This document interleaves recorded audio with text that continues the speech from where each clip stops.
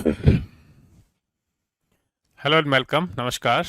मैं ओपी सिंह। आज के इस वीडियो में मैं झांसी की रानी के जीवन से जुड़ा हुआ एक ऐसा पहलू आपके समक्ष प्रस्तुत करूंगा जो कि इस बात को लेकर है कि अगर झांसी की रानी के साथ गद्दारी ना हुई होती, एक प्रमुख राजवंश जो था ग्वालियर का, उसके राजा ने, उसके महाराजा ने झांसी की रानी का साथ नहीं दिया था। वो साथ क्यों नहीं दिया था, और उस समय के जो गवर्नर जनरल थे लॉर्ड कैनिंग, उन्होंने क्यों कहा था कि अगर सिंधिया गदर में भाग ले लेता है तो मुझे अगले ही दिन भारत से अपना बोरिया बिस्तर बांधना पड़ेगा। जी हाँ, सिंधिया जो थे, महाराजा सिंधिया का महत्व इतना था कि भारत की सभी रियासतों में उनकी जान पहचान थी। अगर वो भाग ले लेते तो गदर की तस्वीर कुछ अलग ही होती। यह महत्वपूर्ण और रोचक विषय है, और काफी दुर्भाग्यपूर्ण भी है कि गदर में झांसी की रानी को अपेक्षित सहयोग नहीं मिला, जिसकी वजह से उनकी पराजय 17-18 जून सन 1858 को हो गई थी। और एक अंग्रेज जो सेनापति था उस समय, जिसने उनको पराजित किया था युद्ध में, जो झांसी और कालपी के आसपास लड़ा गया था, तो उस युद्ध में जो अंग्रेज सेनापति था, उसने क्यों कहा था कि झांसी की रानी के बारे में, उन्होंने कहा था कि केवल एक ही मर्द है, गदर में भाग लेने वाले नेताओं में केवल एक ही मर्द है, खूब लड़ी मर्दानी वह तो झांसी वाली रानी थी। आज इस विषय को लेकर हम आपके समक्ष चर्चा करेंगे। तो दोस्तों, बात सन 1858 की है। गदर में झांसी की रानी ने थोड़े देर से भाग लिया था। जब ब्रिटिश सेनाओं ने उन्हें झांसी से पराजित करके वहां से हटा दिया था और वो भागने के लिए विवश हो गई थी, तो झांसी की रानी अपनी सुरक्षा के लिए कालपी गई और कालपी से वो ग्वालियर गई। तो यह बड़ा रोचक है कि ग्वालियर के जो आम सैनिक थे, जो कि सामान्य सिपाही थे ग्वालियर की सेना के, ग्वालियर का जो महाराजा था वो सिंधिया वंश का था, तो सिंधिया के 20,000 सैनिकों ने झांसी की रानी का साथ दिया।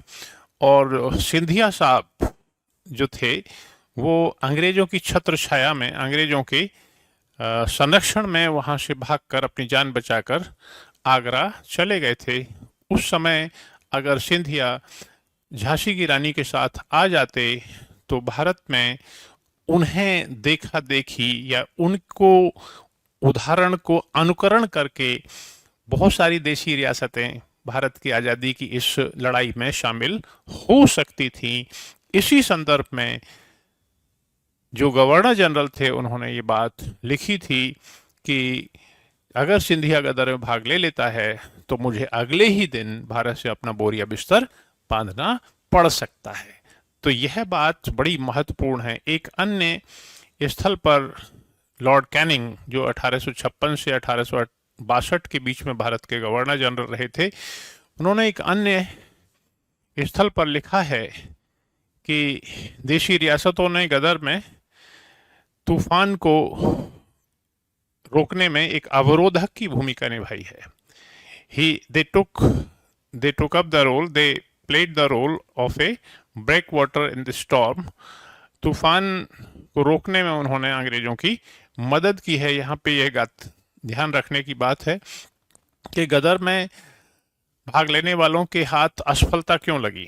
असफलता के पीछे एक मुख्य कारण ये था कि भारत में 550 से अधिक देशी रियासतें थी।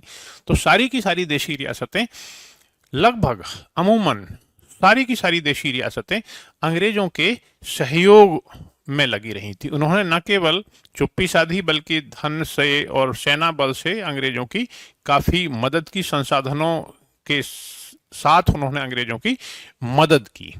एक तो ये कारण था, और दूसरा ये कारण था कि जो अंग्रेज थे उनके पास संसाधनों की कोई कमी नहीं थी। और उस समय पैक्स ब्रिटेनिका था, सारी दुनिया में ब्रिटिश साम्राज्य था। और सारे, जैसे ही गदर की सूचनाएं ब्रिटिश साम्राज्य में पहुंची तो उस जगह जगह से भारत की तरफ अंग्रेज सेनाओं ने कूच किया।